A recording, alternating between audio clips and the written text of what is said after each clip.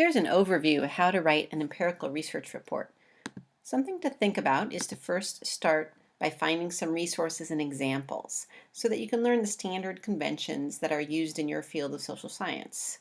So when you use those certain words and certain phrases, you're not really plagiarizing, you're just learning to speak in the way you do in your field, such as psychology. So here's a few ways you can gain experience in understanding how we phrase things, how we organize things, and how we do that in our field. You might start with your course textbook. Course textbooks usually have an entire paper written in them with hints and guidelines in the margin. So in the course that I teach, there is at this point a example student paper with some writing in it that shows how to basically write the paper. In fact, there's a proposal paper which has the intro and method section as well as an entire paper in the book, in the appendix, in the book that I use. You can also refer to other textbooks. I remember doing that when I was starting out in research methods. I had some trouble understanding what one book was saying, so I used a second book to try to get even more examples. So William Ray, David Dooley, Pearzac Publishing, those are some examples that I used to use and you might like as well. You might also look for a checklist or a rubric. They're often provided in courses. I usually try to provide one in my syllabus, and they're also online, and they're usually similar. The kinds of things people look for in a student paper are often similar to those that they look for in a published paper before it's published. Peer-reviewed published articles with similar research designs might also be very helpful for you. I find that some of the work I'm doing has similarities, at least at this point, to when I'm doing relational work to those of Drs. Unger, Trinidad, Mutapa, Weiss, and Dr. Evans and Weiner as well. But I'll talk to my course specifically about that at some point. So you can also find other examples online of what you're looking for. If you wanted, say, just APA style examples from Purdue OWL, there's some you can find just by typing in APA style. You might want to have a lot of these open or near you when you're writing your research report. Remember that a research report, at least in psychology, it's really rather technical. It's like a technical report. It's not a humanities treatise. It's not really an opinion paper. It's not a persuasive argument. It's not an English paper where you have 8 sentences in one paragraph as a given with 3 examples. It's a specific way of writing. As an example, you're going to make sure to use the same variable name consistently throughout. That's how chemists and other people who write technical reports do it, right? Think of how they write it. They don't rename their element every time they say it. If they're working with gold, they don't keep finding a new way to say the name gold. They also try to have minimal opinion, and they have excellent grammar. When you're writing a technical report like a research report, as we're doing, it might feel a bit choppy between the major sections. Just like when you're writing a recipe, it's going to feel a little bit choppy, perhaps, between the ingredients and then the procedure. So that's normal. You might want to take a look at APA style citations, make sure you know how to do them, and make sure you have some evidence of APA style organization in your paper. Instructors differ on how carefully they want you to know APA style, but I don't expect anyone would expect you to have a 300-page manual knowledge of it to be able to get everything right, but you should be able to get a good chunk of APA style right when you're writing your course paper. If you are new, not a native English speaker, please have someone look it over and get some help, especially maybe a tutor could help you. Make sure it's not confusing, make sure the words make sense. I find that non-native speakers tend to have a little more trouble with this paper. So let me know if you have any issues, or let your instructor know, I should say, if you have any issues. You might even, if you're a student who has a writing center nearby, you might want to make an appointment with them early so that they can help you with your work. This might be helpful even for people who don't have a problem with English.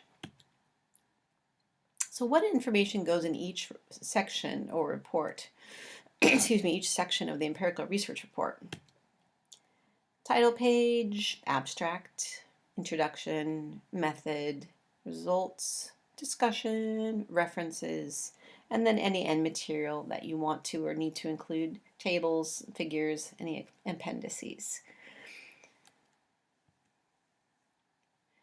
Note that you really want to have a title that's simple, clear, and scholarly. I was working with some students once who wrote a report, and all they really wanted to say is that students who reported greater depressed mood state also reported greater alcohol use. And ahead of time, before they wrote the report, we agreed their title was going to be The Association Between Depression and Alcohol Use Among College Students. And they changed it right before they brought their report to a major professional conference. And so at this conference, the title said Depression and Alcohol Use, the Roller Coaster Ride of Addiction. There were many people coming up to this poster. Can you imagine what you would think when you see that title? What might you think that's about? Wouldn't you think it's about all the ups and downs of addiction, and maybe wouldn't you picture that it has results in it like paragraphs about the difficulties one faces, and it's probably a rather emotional poster, and it really wasn't. It was just two variables and whether they were associated. So you can see why one title is better than the other. The title page is going to have a running head in your paper, a page number, the title, the authors, the course institutional affiliation, and any acknowledgments. The title page is its own page, and then on the next page of a research report is the abstract. Remember that an abstract is a summary of a research report. So typically people write 1 to 3 sentences that summarize each of the major sections of their report, the intro, method, results, and discussion. And they even copy and paste some parts of it. So let's say you have 300 subjects. You can copy the sentence that says 300 participants completed a survey and put that in the abstract. When you do the abstract, you'll want to write the word abstract in the top and the middle. It's usually just one paragraph. Be sure to read other examples of abstracts so you know what they look like. When you're asked by someone, hey, can I have a copy of so-and-so's abstract, some author's abstract, or you're asked to submit some author's abstract, you want to include the abstract, which is the paragraph, as well as other information.